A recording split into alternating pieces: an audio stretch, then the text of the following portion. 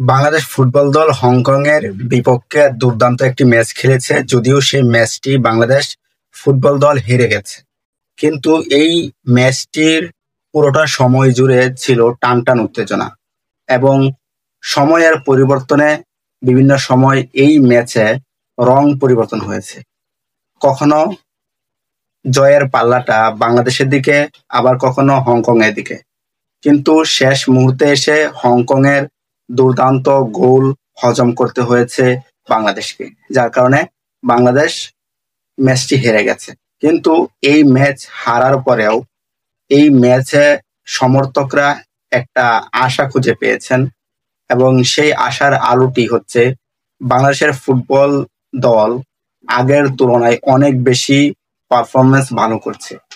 যেমন হামজা এসে পুরো দলটাকেই বদলে দিয়েছে। হামজার যে দুর্দান্ত গোলটি ছিল, প্রথম যে গোল, সেটি সমর্থকদের মন কেড়ে নিয়েছে এবং তার এই গোলটি অসাধারণ। এমন গোল বাংলাদেশ ফুটবল দলের মধ্যে থেকে যে কেউ সম্ভবত করতে পারবে না, কিন্তু হামজা সেটা করে দেখিয়েছে। এবং তাদের বাংলাদেশ ফুটবল দলের প্রতি তাদের যেই আগ্রহ এবং তারা যে জান প্রাণ দিয়ে খেলে, সেটার প্রমাণ দেখিয়েছে হংকং ম্যাচে।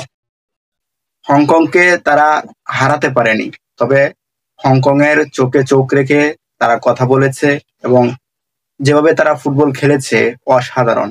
যদি হংকং শেষ মুহূর্তে এসে তারা লাস্ট গোলটি না করতো, তাহলে হয়তোবা 3-3 ড্র হয়ে যেত এই ম্যাচটি। কিন্তু দুর্ভাগ্যবশত শেষে এসে গোলটি হজম করতে হলো বাংলাদেশ ফুটবল দলকে এবং ম্যাচ থেকে ছিটকে গেছে ওই গোলটির কারণে।